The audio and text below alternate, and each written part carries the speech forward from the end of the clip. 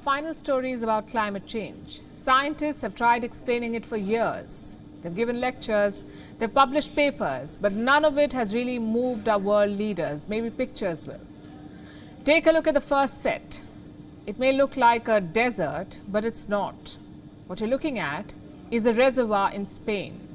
84% empty. You can see the paddle boats and water slides abandoned nearby. Aquatic life driven to death. The reason? Climate change. Spain had its hottest July since 1961. Some parts of the Iberian Peninsula are at their driest in 1200 years. Let that sink in. 1200 years. Now for the next set of pictures. What you're looking at is Italy's longest river, River Po. Large sandbanks have started appearing around it. Why? Again, climate change. This region is facing its worst drought in 70 years. As the river pulled back, it revealed some ghosts of the past, like this one, a bomb from World War II. The device was found by fishermen in the region. They called in the army, which carried out a controlled explosion. Now we go to France. See those beautiful sand plains? What if I told you those are not plains? What you're looking at is a dried up river. Not a single drop of water remains. All the tourist boats have been beached as a result. The restaurants nearby have nearly shut. The reason?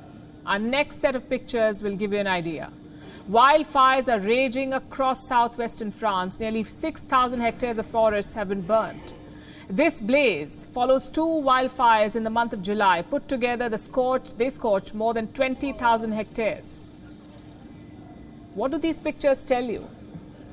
A crisis of biblical proportions. You've seen the pictures, now let me show you the data. 63% of land in Britain and Europe is facing drought. 63%. That's almost the size of India. 46% of the land is under warning. 17% under a state of alert. It's a perfect climate storm. The rains have reduced to a trickle. The temperatures have hit multi-decade highs. As a result, Europe's rivers are drying. The reservoirs barely have any water left. And the situation is the same across the continent. Southern England had its driest July since 1836. Overall, it was Britain's driest July in 20 years. The government has declared amber alert for the next 4 days. Temperatures are so high, it could trigger fires.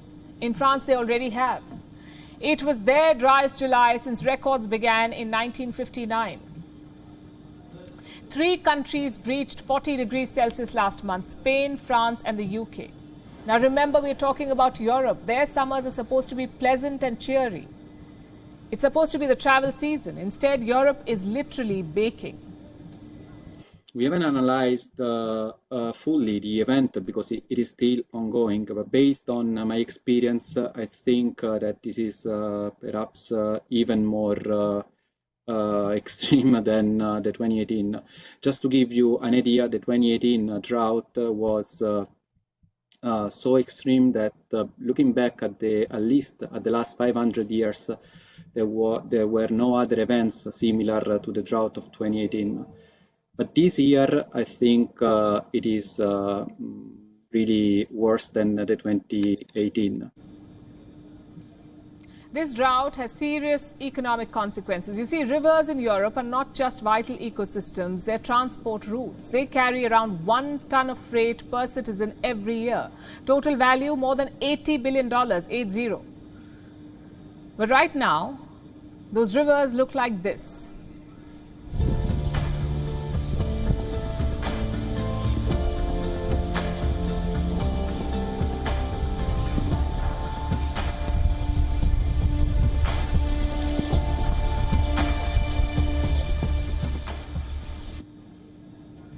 Those are the mighty rivers of Europe, now reduced to dried sand beds. Without their water, Europe cannot grow food, it cannot transport cargo, it cannot even generate electricity. Western Europe's hydropower output was down 20% in the second quarter of this year. How is Europe planning to tackle this crisis? Each government has announced its own measures. France, for instance, has set up a crisis team. Their main priority is ensuring drinking water. Reports say 100 French municipalities are short of drinking water. Italy has declared a drought emergency. Water rationing has been announced in cities like Verona and Pisa. Rice production has been hit. Farmers are unable to produce enough rice for the famous Italian risotto. The Netherlands has declared a nationwide water shortage. People have been asked to take quicker showers, also not to wash their cars or water their gardens. In Germany, all the focus is on the Rhine. It is the financial heartbeat of Germany. You see, the Rhine requires a basic water level to support shipping. If it falls below that, ships cannot pass. Germany says it is days away from falling below that level. Freight ships are already sailing at 25% capacity. If this is not an emergency, I don't know what is. The pictures, the data, the testimonies, all of them hint at a climate emergency in Europe. It is not some distant threat anymore. It is very much here. And as we prepare to enter the winter season, more questions remain. Yes, the heat will disappear, but what climatic shock will winter behold? WION is now available in your country. Download the app now and get all the news on the move.